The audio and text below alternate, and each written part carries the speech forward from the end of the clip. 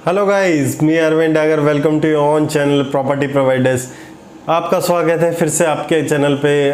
Today we are talking about 3 myths in Gurgaon. क्या क्या myths हैं गुड़गांव रियल एस्टेट को लेके, और उसको थोड़ा सा क्लियरली आपको डिटेल में समझाने की थोड़ी सी ट्राई करूँगा। तो उम्मीद करूँगा आप लोगों को वीडियो समझ आई होगी। ये सभी लोगों के लिए है जो प्रॉपर्टी अभी प्लान करना चाहते हैं या प्लान कर चुके हैं और वहाँ से एग्जिट करके कहीं और पे एंट्री करना चाहते हैं या किसी हिसाब से भी इन्वेस्टिंग करना चाहते हैं। तो सबसे पहले सबसे बड़ा जो मिथ है वो है लेके कि top developer always grows your money. मुझे जो पर्सनली फील होता है, जहाँ तक मेरी स्टडी है गुड़गांव रियल एस्टेट को लेके पिछले 10 साल की, मुझे कहीं पे ये फील नहीं होता कि सिर्फ और सिर्फ टॉप डेवलपर ही आपके पैसे को ग्रो कर सकते हैं या आपके इन्वेस्टमेंट को बढ़ा सकते हैं।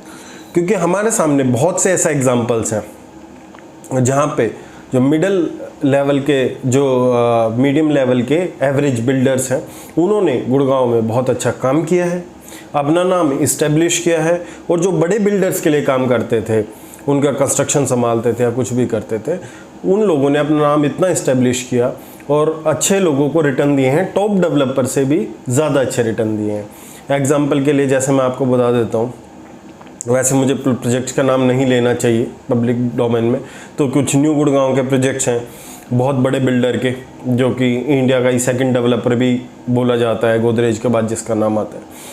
उसके न्यू गुड़गांव में कुछ प्रोजेक्ट्स हैं जो कि 2010-2011 में लॉन्च हुए थे। अगर आप उनका प्राइस ट्रेंड अब तक का देखेंगे, सोना रोड पे जैसे बेस्टेक हुआ, ठीक है, एसएस के कुछ प्रोजेक्ट्स थे या और भी बिल्डर थे, अगर उनको कंपेयर करेंगे तो उनके रिलेटिवली उसने बहुत कम रिटर्न दिया है। उसका क्या कारण है, उसके कोई क्या रीजंस है, वो भी आपको समझाऊंगा। बट उससे पहले कंटेंट आपको अच्छा लगेगा और हमेशा ही अपनी तरफ से बेस्ट करता है तो उसके लिए चैनल को सब्सक्राइब कीजिए और बेल आइकन को प्रेस कर लीजिए। साथ में ही वीडियो को लाइक कर सकते हैं अगर वीडियो समझ आएगी तो पूरी एंड तक देखिएगा। इसमें सबसे बड़े फैक्टर क्या रहे हैं, जब लोगों ने परचेजिंग करनी शुरू की थी तो लोगों ने बिल्डर का नाम, सिर्फ बिल्डर के नाम पे भी कुछ लोग परचेजिंग करते हैं, जो कि मुझे लगता है ये बिल्कुल गलत क्राइटेरिया है।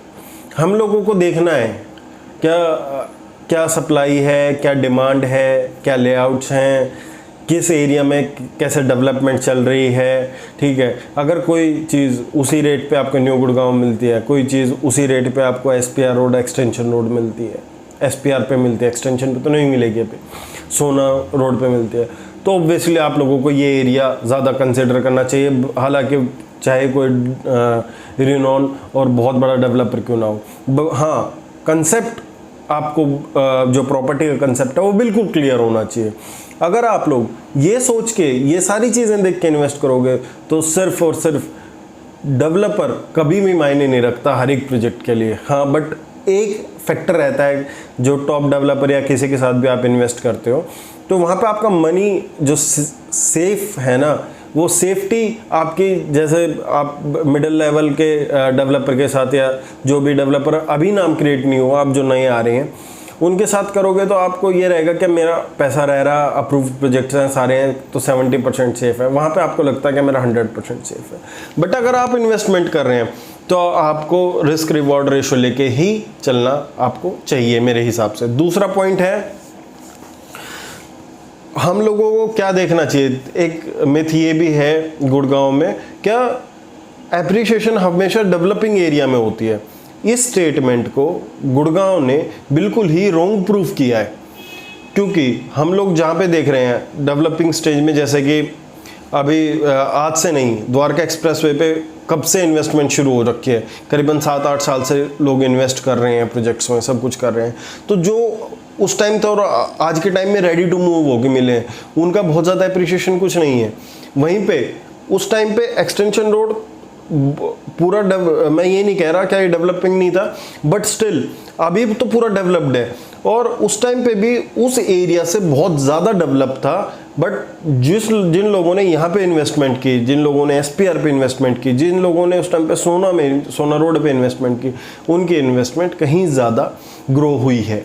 तो ऐसा नहीं है कि सिर्फ डेवलपिंग एरिया में ही आप लोगों की ग्रोथ है गुड़गांव में अगर आप डेवलप्ड एरिया में कोई नया प्रोजेक्ट लेते हैं, नए कंसेप्ट के साथ आते हैं, ठीक है, बिल्डर, या आप लोग कोई वैसी भी प्रॉपर्टी ले रहे हैं जो कि रेडी टू मूव है, उसमें हम लोगों को क्या क्या चीज़ें देखनी है, वो चीज़ें देख के आप अपने हिसाब से चीज़ें लेते हैं और किसी से कंसल्ट करके लेते हैं, तो डेफिनेटली ऐसा नहीं है कि सिर्फ डेवलपिंग एरिया में बढ़ेगा, डेवलप्ड एरिया में भी गुड़गांव ने रेट्स में बहुत अच्छी ग्रोथ करके दी है। दूसरा मिथ भी मैं क्लियर कर चुका हूँ, और वीडियो आपने अब तक सब्सक्राइब नहीं किया तो कर सकते हैं। तीसरा है, गुड़गांव रियल एस्टेट को लेके मिथ्स तो बहुत ज़्यादा हैं, बट मैं आज टॉप 3 कर रहा हूँ, क्योंकि ये जो है ना, ये मैंने फील किया है कि लोग जो मेरे से क्वेश्चंस पूछते हैं, जो लोगों के दिमाग में चीज़ें चल रही हैं, तो उसको क्लियर करना मेरा फ़र्ज़ बनता है। तो तीसरा जो मिथ है, क्या ऑल कमर्शियल्स आर फ्लॉप। जो लोग कमर्शियल में इन्वेस्टमेंट नहीं करते हैं, या जिन लोगों की नेगेटिव अप्रोच की गई है कमर्शियल्स को लेके, ऐसा कुछ भी नहीं है क्या सभी कमर्शियल गुड़गांव के फ्लॉप हैं, या जो आ रहे हैं वो सभी फ्लॉप होंगे। वो डिपेंड करता है टोटली बिल्डर के ऊपर, साथ में आप लोगों के एरिया के ऊपर। अगर आप आज के टाइम में किसी ऐसे एरिया में इन्वेस्ट कर रहे हैं जो अभी जहाँ पे जनता नहीं रहती है, जहाँ पे मतलब कि ऑक्यूपेंसी नहीं है, जहाँ पे लोगों की परचेजिंग पावर नहीं है, आप लोग ऐसी जगह इन्वेस्ट कर रहे हैं जहाँ पे आप लोगों को शॉप अच्छी नहीं मिलती है, या ऑफिस स्पेस आप ऐसा ले रहे हैं जिसकी मेंटेनेंस बहुत हाई होने वाली है, रिनोन बिल्डर नहीं है, तो वहाँ पे ऑब्वियस सी बात है, वहाँ पे आपको लॉस होना ही होना है।